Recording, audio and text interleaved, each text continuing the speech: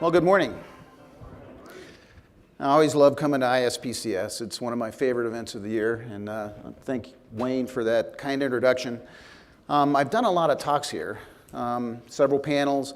I did one memorable keynote out on the patio in the howling wind, which I think was the last time that they did keynotes or speeches out on the patio.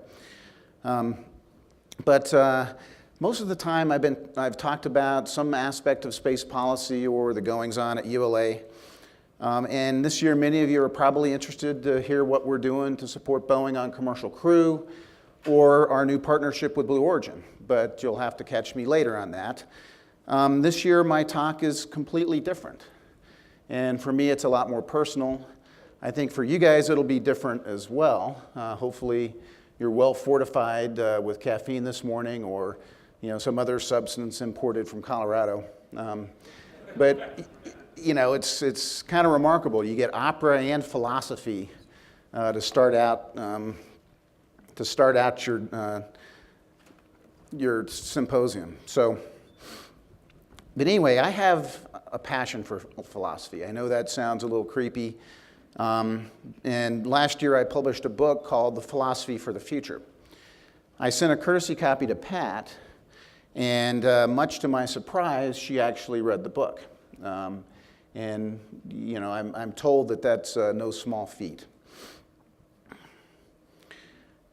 So she asked me to give this talk. It happens that one of the central themes of my book is power, and the power of 10 is the theme of this conference. So the concept power occurs in my book on several different levels. It's a unifying concept in the description of sociology and psychology. It's also a normative concept, something to be aspired to, a goal. Did that work? Oops. On the descriptive side, Bertrand Russell, an English philosopher and logician, wrote, "The fundamental concept in social science is power, in the same sense that energy is a fundamental concept in physics." Friedrich Nietzsche, one of my favorite philosophers, viewed power, more precisely the will to power, as the unifying concept in psychology. Nietzsche believed the will to power imbues all living things. Where I found the living, there I found will to power. So digging a little deeper and perhaps getting a bit more pedantic, the sociology literature distinguishes between power to, which I think of as capability, and power over, in which one person has power over another like a tyrant. Power over, when taken to an extreme, can be evil. Absolute power corrupts absolutely. That's the saying. And we see examples of that throughout history and in the world today. The concept of power I wish to focus on is power to. And that's the concept, that's the theme of this conference. It's the power to do, power to achieve, power to accomplish great things, power to make of ourselves what we will. This concept, I think, is affirming and supremely inspirational. Okay, so now let me get even more pedantic and torture you with a formal definition of power to. I conceived of this almost 20 years ago when I was sitting in my cubicle at Lockheed Martin. I think my bosses thought I was doing rocket science. Alas, they were wrong. But anyway, I was looking to find a way to quantify power as a way to use it as a utility in a formal decision theory. This means that power should be quantifiable as a number and applicable to an agent. An agent's a fancy philosophical term for a decision maker in pursuit of some goal. You and I are all agents. So per my definition, the power of an agent is the maximum difference in possible future states of the world, achievable through potential courses of action available to the agent. At the bottom of that slide, you can see it written in symbols, and I'm seeing a lot of puzzled looks out there, so let me give you a couple of examples. So imagine that you're in a prison cell for the rest of your life with no means to communicate with the outside world or otherwise affected. Every course of action that you have available to you, and you don't have many in that situation, lead to the same exact future. So if you look at the two terms inside the absolute value bars, those are the same. The difference is 0. Your power is 0. You are utterly powerless in that situation. So now let's look at the other extreme. Suppose you get bored of the conference and you decide to go for a hike up in the Oregon Mountains north of here, and you come across an alien artifact that contains plans for anti-gravity and warp drive. It's not that far-fetched. We're in New Mexico, after all, right? But anyway, now you have a choice. You could destroy the artifact, in which case the future state of the world would be as if the artifact had never existed. Or you could take the artifact and use it to create marvelous capability to allow humans to expand out into the galaxy and beyond. The difference between those two future states is vast, and hence your power is enormous. So based on this definition of power of an individual agent, we can define the power of a group. And what you will find is that the power of a group increases exponentially with group membership, based on the possibility of cooperation. Agents who cooperate to achieve a mutual goal are capable of so much more than any individual. We all know this intuitively, but the mathematics of power show it explicitly. From here we can talk about power of societies and nations, and ultimately of humankind as a species. We can also talk about different flavors of power obtained by restricting our definition to certain kinds of future effects or capabilities. Pat already mentioned it, but physical power is the ability to affect the physical state of the world. This is the power of the engineer. Roads, buildings, cars, planes, rockets, satellites, iPhones are all manifestations of physical power.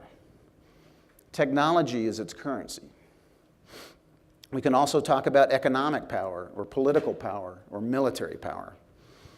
Recall Bertrand Russell's analogy that I started this talk with.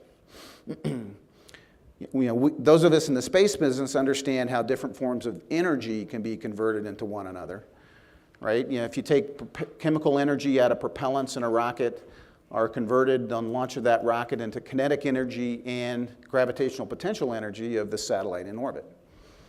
In the same way, different kinds of power can be converted into one another. Economic power can be converted into physical power by investing in technology. Physical power can lead to military power through the development of weapon systems. Economic power can lead to political power through lobbying or contributions or bribes. You get the idea. Another interesting kind of power is what I call scientific power. It's a property of your worldview, or of the scientific worldview. And it's a mixture of explanatory power and predictive power.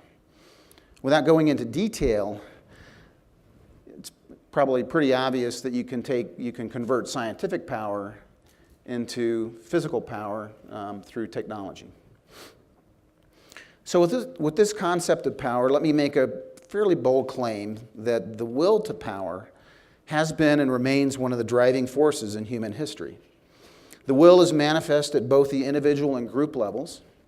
That is, each human seeks as part of his or her basic nature to increase his or her personal power. And that human groups seek to increase their collective group power. These dual drives lead to the central tension in human nature between individualism and collectivism.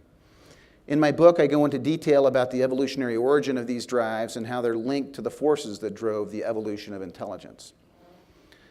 But now I want to shift gears and talk about power as a normative concept. Philosophers have made a great deal of the distinction between descriptive language, or the recounting of facts, and normative language, or the stating of goals or ideals or values. The famous naturalistic fallacy is conflating the way the world is with the way the world ought to be. In logic, it's what's called a category error. The bottom line is that to bridge the gap between science, which describes what the world is and how it works, and ethics or policy making, which provide ideals or norms about how the world ought to be and how we ought to act, we need an additional ingredient. What we need is another premise, an axiom to the mathematicians. What we need is an overarching goal. Oops.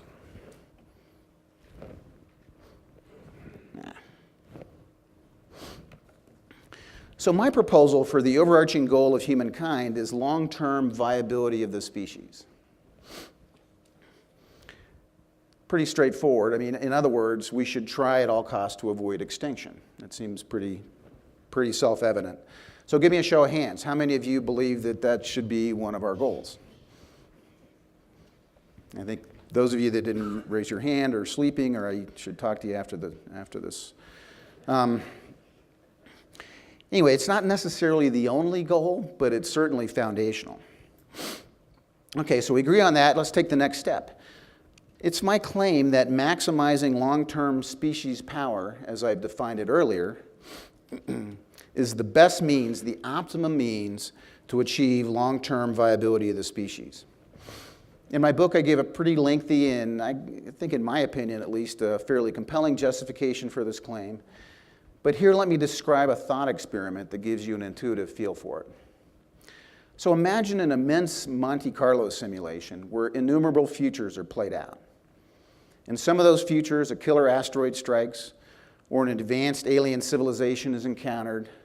In others, catastrophic climate change occurs, or terrorists gain nuclear weapons, or a genetically engineered plague is loosed. So now think, what policy, if adopted globally, will lead to the greatest statistical occurrence of long-term viability? It's species power, pure and simple. The ability to detect and repel an asteroid, the ability to survive an encounter with a potential hostile alien race, the ability to control the climate, the ability to provide global security, the ability to control and defeat pathogens. These are the keys to our long-term success. So now that we've established power as the ultimate goal, and with the quantitative definition I provided, we can construct a decision theory based on power as a utility. And I won't go into the mathematics of decision theory, and it's explained in my book in depth. But with that, you can construct a very satisfying, at least in my opinion, ethical theory. In other words, power underpins, it justifies all of morality. It's pretty amazing.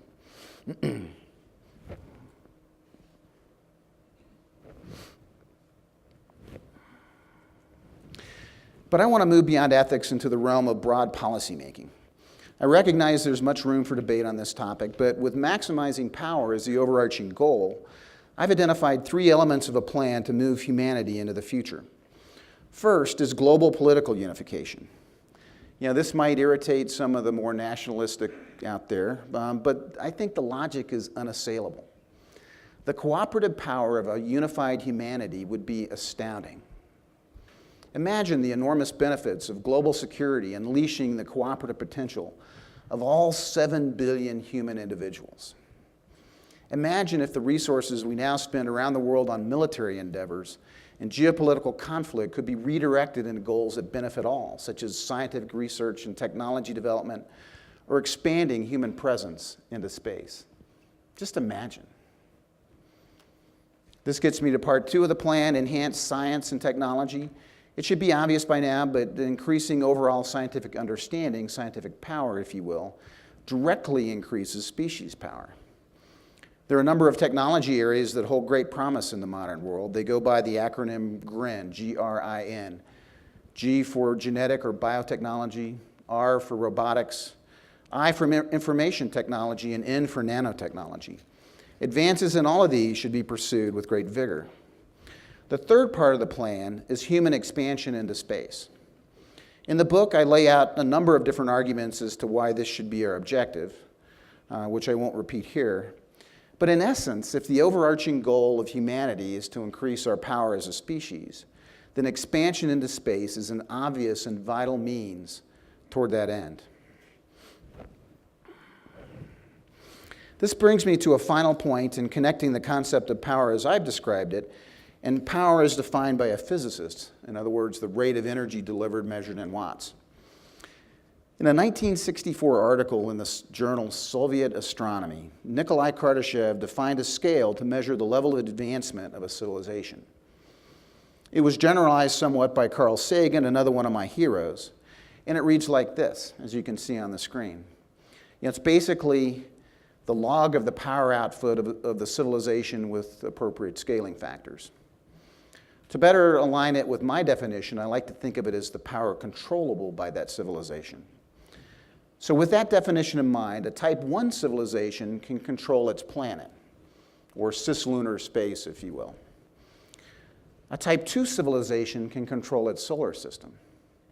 A Type 3 civilization can control its galaxy, and a Type 4 civilization is in control of the entire known universe. Humans are currently paltry 0.7, not quite in control of our planet. So based on all this, our goal should be to ascend this ladder from 0.7 to 1 to 2 and beyond. And to this end, deriving economic benefit from space is essential. It's the key to making the space enterprise self-sustaining. And the key to deriving economic benefit from space is commercialization. In other words, the commercialization of space is essential for the sustainability of the space enterprise, and it's thus essential for the long-term viability of our species. And I think that's why we're all here today. It's why we've been coming to this sort of remote location in the desert for the last 10 years. And that, I think, is the power of 10. So thank you, and I think I left some time for questions.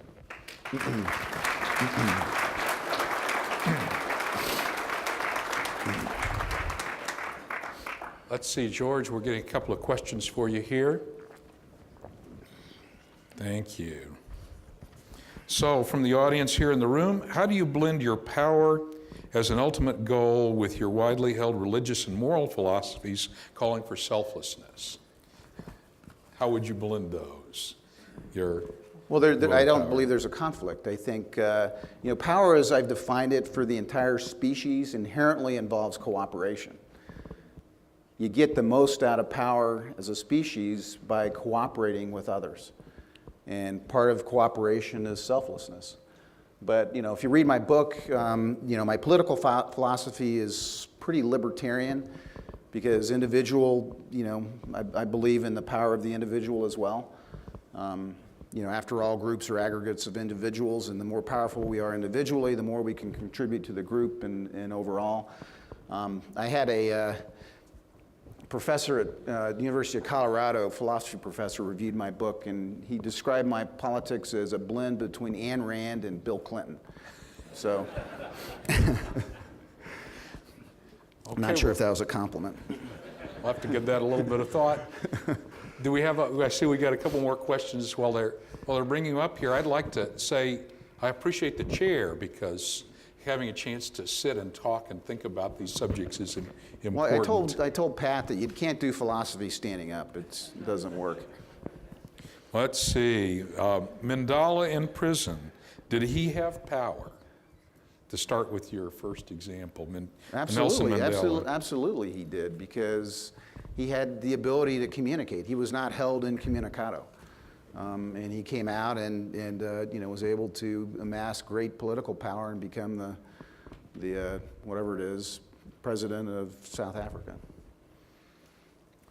Okay, and here's a question that resounds with me. It says general political unification, if I'm reading this right. Global political unification and expansion into space are the underlying theme of the Star Trek TV series. Would you like to comment on that? I'm a Trekkie. I love Star Trek. But, I have no illusions about the difficulty of global political unification. I don't think it's around the corner. I think you can be very patriotic and love your country and still be for global political unification. I kind of resonated with one of the few things I resonated with George Bush, the younger, was his New World Order. That if you can create a security environment around the world and an economic integration around the world, then you're on a path to global unification. Very good.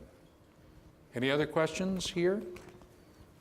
Well, thank you, George. We certainly Thank you. appreciate your talk this morning. George Sowers, Vice President of the United Launch Alliance.